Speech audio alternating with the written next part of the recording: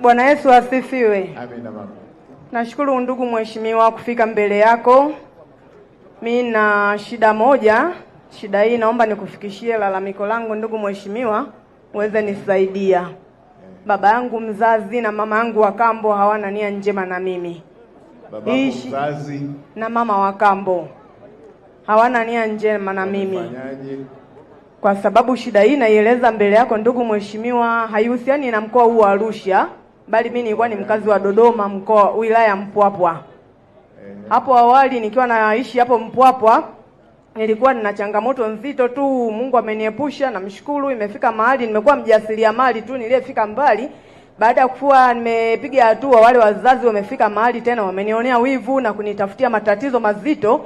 Nikajikuta nimepatwa na matatizo na kuwekwa chini ya ulinzi. Nimesota magereza miaka 7 nikisadikiwa kesi ya mauaji.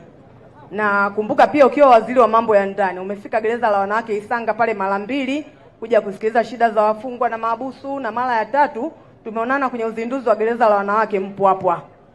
Baada ya kutoka hapo nimeshakupata sasa. Kwa sababu umesema ni jambo mahususi, njoo uliandikisha alafu nitakupigia simu. Nani aandike aitunze hii namba nitampigia. Chukua, andikisha vizuri hapo, nitakupigia mama unielezee vizuri kwa utaratibu. Chukua namba yake alafu niandikie namba yake unipatie hapo. Niandikie namba hapo nitampigia. Uende kwenye point moja kwa moja. Mheshimiwa Waziri.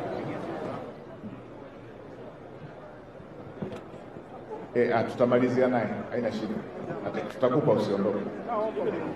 Mpe mama hapo alafu utawapa wazee hawa tumalize.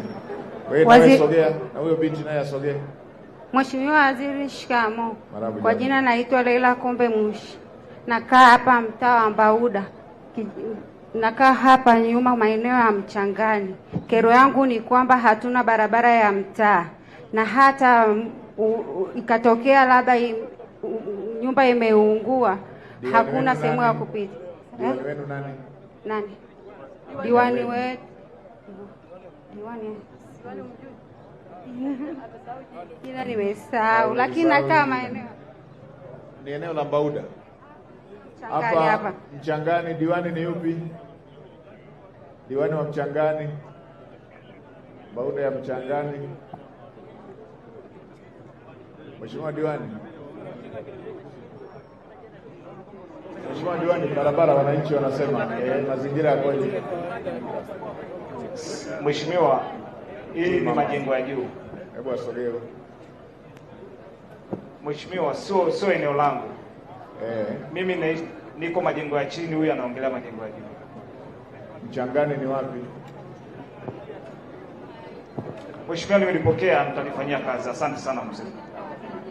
Barabara haipo kwa maana ya haijajengwa, haijaboreshwa au hamna hata sehemu ya kupitishia barabara? Hatuna sehemu ya kupitishia barabara, hata bikoni yenyewe hatujawekewa. Hebu peana mawasiliano na diwani. Diwani, tafuta namna mpita ama eneo wa kuonesha huyo. Sawa, nimepokea mtu. Tafuta na jirani yako, kama sio la kwako mtafute muhusika muende myaone. Asante sana. Kishamaliza kila kitu muone meneja wa TARURA.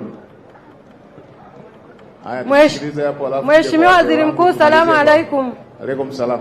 Baba yangu, mimi naitwa Stumai Ramadhani Mikina. Nina malalamiko ya nyumba ya mdogo wangu kuvunjwa huko Kibamba, Dar es Salaam. Ni mtaa wa Kibamba. Nani kavunja? Imevunjwa na wanajeshi na tarehe ipo hapa, niliona kabisa kwenye TBC. Nikawaje? Baba yangu, nisijajua, ni nyumba nyingi zimebomolewa. Basi njoo hapa na hizo taarifa ziandikishe ili tufuatilie Dar es Salaam. Njoo kwa makatibu hapo. Mzee wetu, mzee amesimama muda mrefu. Huyo hata huyo naye kasimama muda mrefu. Tumalizie huyo, tuje huyo hapo tumpe. Wewe ndugu yangu naenda kwa saidiwe.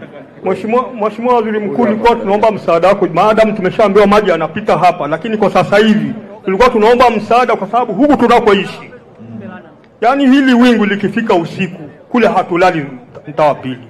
Na sehemu nyingine kama wataendelea kutengeneza pale mtaa wa Maua, kuna sehemu ambayo ndiyo kitovu kikuu cha kutupelekea maji katika mtaa wetu. Ni ngalawa tu ndo hatuna. Tulikuwa tunaomba msaada wako. Hawa watu watano watakapokuja Pale Maua kuna junction ya maji yanayokwenda katika mtaa wetu. Sisi tunakuwa ndani ya katikati ya maji yanayotoka. Haya, njoo uonane na meneja wa TANROADS ili ukamuoneshe hilo eneo. Sogea, umesimama kwa muda mrefu sana. Mpe mzee tumalizie. Mheshimiwa Waziri Mkuu. Hawa vijana nendeni kwa katibu pale ili tumalize. Kero yangu kubwa wa shirika la umma la serikali General East Africa Limited hapa Arusha. Baada ya shirika kushindwa kujiendesha, ilibidi serikali isimamishe uzalishaji na kila mtu akapewa haki yake.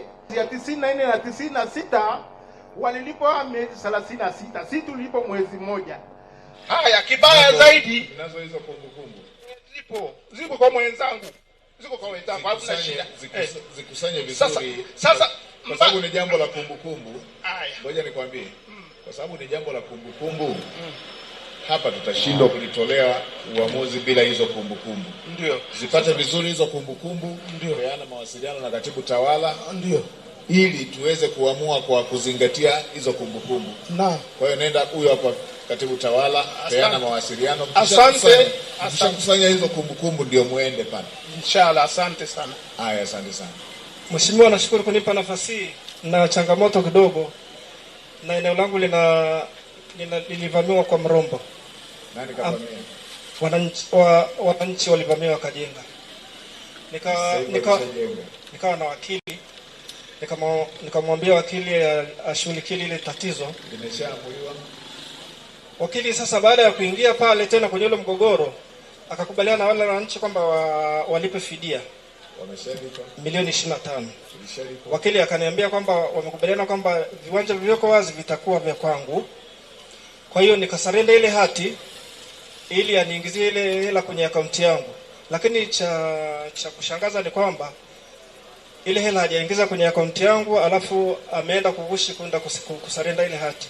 Baada ya kwenda kwa commissioner akaniambia kwamba hii saini iliyosainiwa hapa kwenye hii hati ya kusarenda ni ya nani? Nikamwambia ni wakili yangu ndo amevushi. Haya, mkuu wa wilaya muitishe huyo wakili, nenda kwa mkuu wa wilaya. Muitishe huyo wakili. Wakielewana liishe, wasipoelewana tuma vyombo vyako. Hiyo ni criminal offense. Hilo ni kosa la jinai. Uchunguzwe ili hatua ziweze kuchukuliwa. Haya, mpe mama then tumalizie na ndugu yangu. Kwa majina naitwa Benedetta Silas Changuru, ni mama mjane mkazi wa Mbauda. Mheshimiwa, tuna mpangaji wetu alipanga kwetu toka 2011 akaweka haya makanisa ya Kilokole hapo juu Sakina. Baada ya mume wangu kufariki 2019, mchungaji aliendelea kunilipa mimi kodi na kalipa kwenye akaunti, make kodi kipindi chote alikuwa kilipa kwenye akaunti. Lakini ilipofika 2021 mwezi wa 3, mchungaji aliniletea barua ya kunitaarifu kwamba lile eneo nijiandae kumkabidhi ifikapo 2021 Desemba, kwa sababu marehemu mume wangu alishamuuzia toka 2018. Nikashangaa kama mzee wangu, tukamwambia alete mkataba wa mauziano, akatusumbua. Tukaenda kwa mtendaji wa kata ya Elirai, akamwambia, akatusumbua kama mara 3, baadaye akaleta mkataba wa mauziano. Alivyoleta mkataba wa mauziano alikuwa ameweka sahihi sio ya marehemu mume wangu. Kwa kutambua sahihi ile na zile nyaraka zingine ambazo mume wangu alikuwa anaziandika zilikuwa ni tofauti, mtendaji akanituma kwenda polisi. Nikaenda polisi nikatoa maelezo, polisi wakachukua vielelezo na wakaendelea kufanya uchunguzi, na hata Flaudi ikatoa ushahidi kwamba kweli ile sahihi imegutiwa sio ya marehemu mume wangu na hata muhuri. Hivyo akafunguliwa kesi na jamhuri. Wakati anafunguliwa kesi na jamhuri, upelelezi ulipokuwa ukiendelea, akaenda akanifungulia kesi 2 baraza la ardhi na nyumba la wilaya. Kwanza akaniwekea zuio nisikanyage pale na pia nisimuondoe pale, aendelee na huduma mpaka kesi ya msingi itakapokwisha. Kwa hiyo ameendelea na huduma na zile sadaka anazopata kwa waumini ndizo anaendelea kutumia kuniumizia mimi. Tumeendelea na kesi hiyo ya jamhuri kuanzia 2021 mpaka mwaka jana mwezi wa 9 tarehe 25 kesi imekwisha. Lakini baada ya kuwa imehamishwa kwa mahakimu kama watatu, ikaisha kwa hakimu 4. Lakini wakati wa kusoma hukumu, kesi iliahirishwa kama mara 3. Mara ya 4 ndio hukumu ikasomwa. Lakini hukumu ilivyokuja kusomwa, alipewa ushindi yeye. Ikaonekana kwamba hata ule ushahidi wa fraudi na wale wapelelezi wote walifanya kazi ambayo haina maana. Basi hatukulizika na huo ushahidi na wanasheria wale wa serikali. Nikawa nimewaomba wanasheria wa serikali wafungue kesi wakate rufaa. Lakini tumekwenda kwenye rufaa, huyu mchungaji anatamba, anasema kila nyanja amekamata, siwezi kufanya chochote na siwezi kumzuia, hata nikifungua kesi kwa nani siwezi kushinda. Kwa hiyo nimezunguka pale kwenye mawakili wa serikali zaidi ya safari 10. Naambiwa njoo leo, njoo kesho, njoo leo, njoo kesho. Mwanasheria wetu yuko wapi? Anaitwa nani huyo ambaye anasema njoo kesho? Ndio wewe? Mwanasheria, unalifahamu hili jambo? Mheshimiwa Waziri Mkuu, hili ni jambo la DPP. Ni kwa DPP. Ndio. Mwakilishi wa DPP hapa yuko wapi? Hayupo. Haya, njoo kwa dasi hapa, nifuatilieni ili msaidie haki yake iweze kupatikana. Baada ya hukumu kutoka kule kwamba ameshinda, ameendelea kujenga wakati bado tuna kesi Baraza la Ardhi na Nyumba. Na hata nilivyoenda kuripoti kwamba huyu anaendelea kujenga, injinia wa manispaa amemfuatilia, akaenda akamwambia vielelezo vyangu viko kwa wakili na kesi bado ziko mahakamani. Injinia wa manispaa mahakamani, kwa nini bado anaendelea kujenga? Injinia, unalifahamu hili jambo? Hapana Mheshimiwa Waziri Mkuu. Ni yupi aliyekuja? Ni injinia yupi? Kata ya Elelai. Mchungaji ana kanisa pale kata ya Elelai sambamba na kanisa lile kubwa la Lutheran. Basi njoo kwa dasi hapo. Dasi, hebu mchukue lifuatilie lote hilo. Waitishe pia, alafu itisha na kule kwenye baraza ujue limefikia hatua gani. Na waandikishe kwa katibu pia, nitahitaji pia ili kupata ufafanuzi wake. Katibu, peana